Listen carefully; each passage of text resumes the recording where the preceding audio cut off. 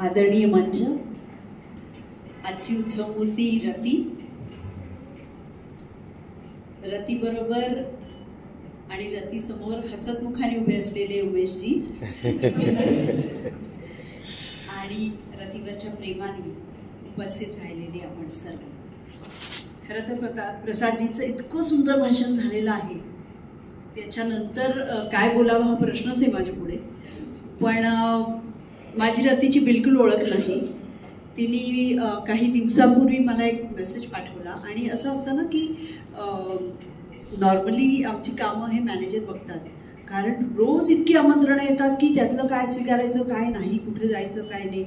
तर मी एक सांगून ठेवलेलं आहे की शिवाजी महाराजांसंबंधी काहीही असेल आणि चित्रकलेसंबंधी काही असेल तर मॅनेजरनी लक्ष घालायचं नाही,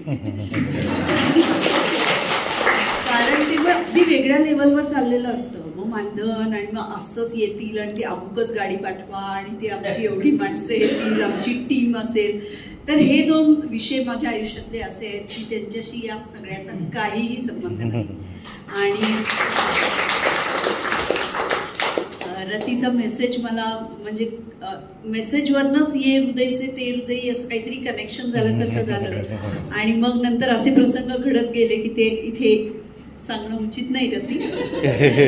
पण हे आमची गाठ ही कधी चांगल्या अर्थाने निर्गाठ बनली हे माझ्या पण लक्षात आलं नाही. तर अशा रतीचं आज हे पहिलं एकटीचं प्रदर्शन आहे आणि एक शिवधनुष्य तिने उचलण्याचं ठरवलं. वर्षभरात 100 चित्र पूर्ण केली ही सोपी गोष्ट अजिबात नाही. ज्याचा उल्लेख केला गेला ते कुटुंबातल्या सगळ्या जबाबदाऱ्या, इतक्या सगळ्या संस्थांबरोबर ती काम करते, लहान मुलांबरोबर काम करते, हे सगळं सांभाळून पॅशन असल्याशिवाय हे करता येणं अजिबात शक्य नाही. आणि ती पॅशन रतीमध्ये पुरेपूर भरलेली आहे. त्या पॅशनसाठी तिचं मनापासून कौतुक. एक बारीकसा चित्रकार माझ्यात दडलेला आहे. म्हणजे मला अनेकदा असं विचारतात ना आमच्या मुलाखतीमध्ये, सारखे तेच प्रश्न विचारतात की तुम्ही हे नसतं तर काय झालं असतं. असं का विचार करायचा ना, म्हणजे आज मी आहे ती आहे ना, आता हे नसतं तर पण असतं. अशा मुलाखतीमध्ये गमतीचे प्रश्न विचारले जातात. तर पण मी आवर्जून सांगते की मी चित्रकलाशी संबंधित काहीतरी केलं असतं, कारण मला अतिशय मनापासून इच्छा होती ते करायची. पण तुम्हाला सगळ्यांना माहिती आहे, तुम्ही मला लहानपणापासून पाहिलं आहे की स्वामी माझ्या आयुष्यात इतकं फार लहानपणी घडलं की करिअर कोणतं निवडायचं आहे वगैरे समजायच्या आतमध्ये मी या करिअरमध्ये आलेली होते आणि त्यामुळे चित्रकला राहून गेली. आता करोनानंतर हाऊस म्हणून किंवा पुन्हा एकदा ते करायला मिळेल म्हणून हळूहळू करते. पण रती इतकी चिकाटी अर्थातच माझ्याकडे. मी तिला सारखं आत्ता पण विचारलं मी तिला, कुठे राहतेस तू, कारण मग जवळ राहत असती तर काहीतरी शिकता आलं असतं ना. चिंचवड आता जरा थोडं नाही म्हटलं. तर अशा रतीला तिचं मनापासून अभिनंदन, तिला खूप खूप शुभेच्छा. एक छोटासा किस्सा सांगते. एका गुरुकडे काही अभ्यागत बसली होती आणि शास्त्रचर्चा चालू होती आणि ती चालू असताना त्यांचे 2 शिष्य घाईघाईने आले. त्यांना यायला जरा उशीर झाला होता. पटकन आले, त्यांनी चपला काढल्या आणि येऊन बसले, नमस्कार केला. गुरु थांबले आणि गुरु म्हणाले की उठा, दारापाशी जा, दाराची आणि चपलांची माफी मागा आणि मग येऊन बसा. अर्थातच शिष्य होते ते उठले, त्यांनी दाराची माफी मागितली, जोड्यांची माफी मागितली आणि ते येऊन बसले. अभ्यागतांना हे काही कळेना की हा काय प्रकार आहे. त्यांची चुळबुळ चालू होती. मग ती शास्त्रचर्चा संपली आणि संपल्यावर त्यांनी गुरूंना विचारलं की आजची चर्चा फारच छान झाली, पण एक शंका आहे. गुरु म्हणाले, काय शंका आहे. तर म्हणे की तुम्ही मध्येच तुमच्या शिष्यांना सांगितलं की जा दरवाजाची आणि जोड्यांची माफी मागून ये, आणि ते पण गेले आणि त्यांनी ती माफी मागितली आणि परत आले. हे काय प्रकार आहे. तर गुरु म्हणाले की अहो साधी गोष्ट आहे, तुम्ही बघितलं का, ते जेव्हा आत आले तेव्हा त्यांनी धाडकन दरवाजाचा आवाज केला, जोडे आपले भिरकावले आणि पटकन येऊन बसले शास्त्रचर्चेसाठी. मग अभ्यागत म्हणाले, हो त्यांना उशीर झाला होता म्हणून तसं झालं. गुरु म्हणाले, तसं नाही, त्यांनी दरवाजाची आणि जोड्यांची माफी मागायला पाहिजे. ते म्हणाले, का. निर्जीव वस्तूंची काय माफी मागायची? गुरु म्हणाले त्यांच्यावर राग काढता येतो ना. आपल्याला झालेल्या उशिराचा राग त्या दरवाजावर काढला, त्या जोड्यांवर काढला, मग त्यांचा राग, त्यांच्यावर राग काढता येतो, तर माफी का नाही मागायची? तर ते म्हणे हो पण त्या माफीचा या दोन्ही निर्जीव वस्तूंवर काय परिणाम होणार आहे? दरवाजावरही काही परिणाम होणार नाही आणि जोड्यांवरही होणार नाही. गुरुजी म्हणाले अगदी खरं आहे, पण मी तरी कुठे दरवाजे किंवा जोडे घडवतोय, मी उत्तम माणसं घडवतोय.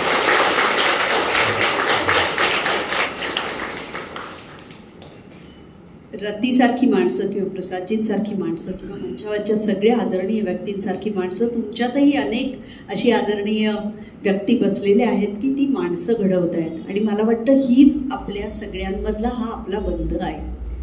आपण सगळेजण शिवाजी महाराजांचे भक्त आहोत, त्यांचे निस्सीम चाहते आहोत, त्यांची देवासारखी पूजा करणारी माणसं आहोत आणि आपण कुठे ना कुठे चांगली माणसं घडवतो. आपण म्हणतो ज्योत से ज्योत मिलाके चलो, तर अशी ज्योती लावणारी माणसं कमी उरली आहेत, तर ती वाढवायची हे आपलं काम आहे आणि ते करणं हे आपल्या आयुष्याचं ध्येय आहे असं मानून आपण वागलं पाहिजे. अनेकदा असं होतं समाजात, आपण म्हणतो की आता काय असं चांगलं राहिलं नाही आणि मग काय हल्लीचे लोक आणि हल्लीची मुलं आणि हल्लीचा याव आणि हल्लीचं त्याव, एक थोडासा नकारात्मक सूर असतो आपला. पण तो सकारात्मक कसा होईल? आपल्या 2 कृतींनी तरी आपण काहीतरी सकारात्मकता देतोय की नाही समाजाला, हे बघणं हे अत्यावश्यक आहे. यासाठी पण मला रतीचं अभिनंदन करायचं आहे. कारण पॅशन म्हणजे काय हे सांगणारी पण माणसं हे व्याख्यानातनं नाही सांगतायत. पॅशन कशाला म्हणतात ते करून दाखवावं लागतं आणि मग ते लोकांच्या मनात भिडतं. व्याख्यानातून तर आपण सांगूच, पण ते कृतीतूनही दिसलं पाहिजे. ती कृतिशीलता कमी माणसांमध्ये असते आणि ती मला रतीत दिसली, म्हणून मी आज अतिशय प्रेमाने मुंबईहून इथे आले आहे.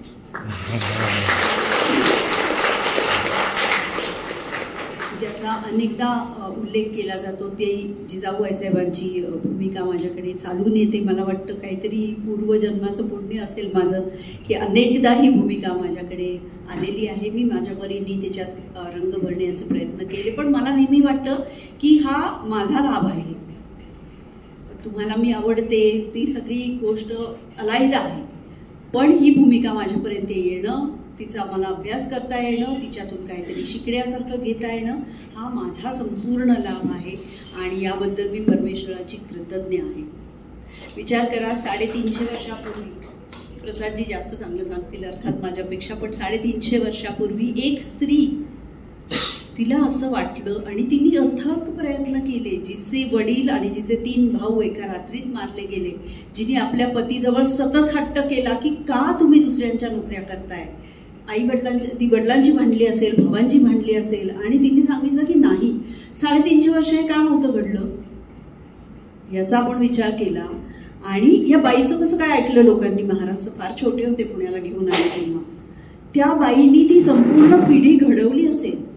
महाराजांचे सवंगडी, आज मी माझ्या विराजसच्या मित्रांना घरी बोलवते, घरी या, जेवायला या, असं तिने कोणाकोणाला बोलवलं असेल, तानाजीला बोलवलं असेल. म्हणजे तेव्हा जे शिवाजी महाराजांबरोबरचे पहिल्यापासून वाढलेली जी मुलं आहेत आणि जे पुढे त्यांचे साथीदार बनले, ज्यांनी स्वराज्यासाठी आपले प्राण दिले, त्या सगळ्यांना घडवणारी ती बाई होती. किती हेडस्ट्रॉंग असेल. मी आता अगदीच काय म्हणूया आपले सगळे म्हणून सांगते, जेव्हा पहिल्यांदा राजा शिवछत्रपती मालिकेसाठी मला नितीन देसाईंचा फोन आला की तुम्ही कराल का, मला अतिशय आनंद झाला. पण मी एक दिग्दर्शिका पण होते. मी विचार केला की शिवाजी महाराजांची आई, माझ्या आजोबांचं बोट धरून मी किल्ले चढलेली आहे, त्यांच्या तोंडून मी तो सगळा इतिहास ऐकलेला आहे, बाबासाहेबांची पुस्तकं वाचलेली आहेत, आप्पांच्या तोंडून तोच इतिहास म्हणजे ऐकणं ही एक पर्वणी होती.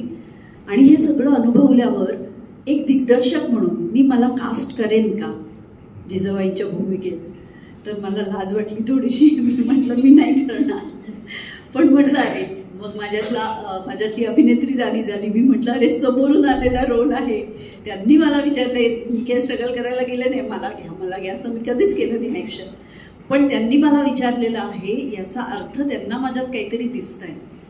ते काय दिसतंय आणि मी ते कसं जास्त प्रमाणात बाहेर आणू शकेल. कारण माझी तब्येत तर तुम्ही बघता पहिल्यापासून मी अशीच आहे, पण जिजाबाईसाहेब अशा असतील का असं जर विचार केला तर माझ्या मनात त्यांची जरा इमेज थोडीशी धष्टपुष्ट होती बरं का. आता हे कोणी सांगू नका कोणाला. आणि मग मला असं वाटलं की मी काय करू शकते. आणि मग भूमिकेचा अभ्यास करताना माझ्या असं लक्षात आलं की जी बाई हेडस्ट्रॉंग असते, ही बाई अतिशय हेडस्ट्रॉंग असणार.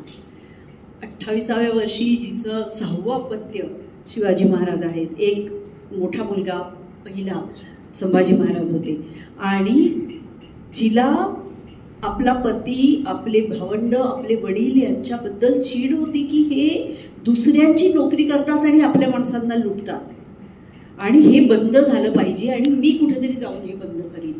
ती बाई केवढी हेडस्ट्रॉंग असली पाहिजे. मग हेडस्ट्रॉंग तर तशी मी पण आहे.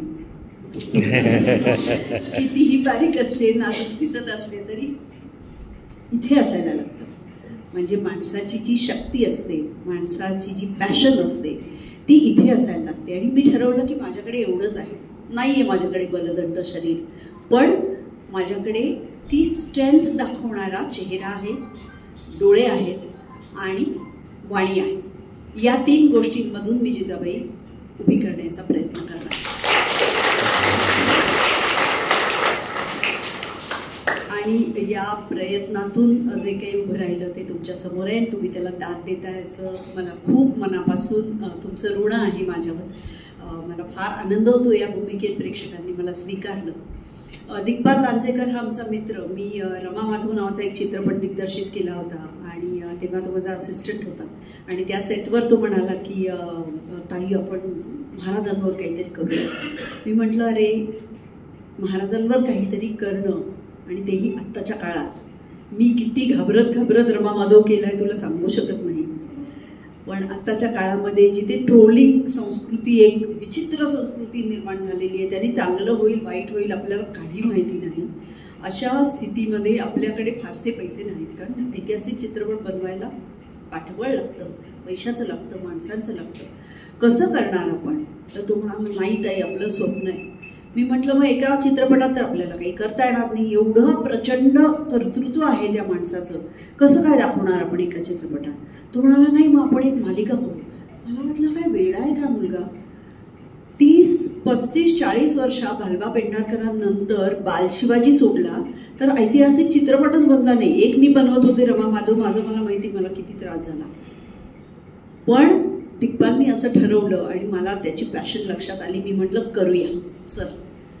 आणि मग आम्ही सगळ्यांनी मिळून, अजय पूरकर असेल, दिग्पाल, मी, समीर धर्माधिकारी, चिन्मय मांडलेकर, आम्ही सगळ्यांनी मिळून एक ग्रुप स्थापन केला आणि आम्ही ठरवलं की आपल्या राजाचं चरित्र आहे हे आपल्याला पुढच्या जनरेशनपर्यंत, पुढच्या पिढीपर्यंत जर योग्य रीतीने, यथायोग्य रीतीने पोहोचवायचं असेल, जर त्याच्यात कुठलाही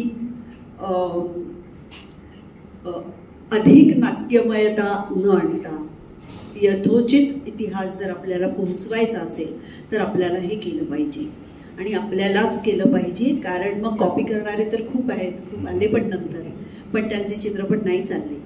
कारण लोकांना हे कळतं की कोणी कोणत्या भावनेतून चित्रपट बनवलाय, किती अभ्यास केलाय आणि काय पद्धतीने तो चित्रपट बनलाय. त्यामुळे आम्ही आमच्या बुद्धीला पटेल, मनाला पटेल आणि सगळ्यांच्या भावनांना हात घालेल असे चित्रपट निर्माण करतो. 5 चित्रपट झालेत, तुमच्यापैकी प्रत्येकाने पाहिलेच असतील. आता 3 राहिले आहेत. अजून जंग चालू आहे आमची सुद्धा, पण तुमच्या आशीर्वादाने ती पण पूर्ण होईल याबद्दल मला यत्किंचित शंका नाही.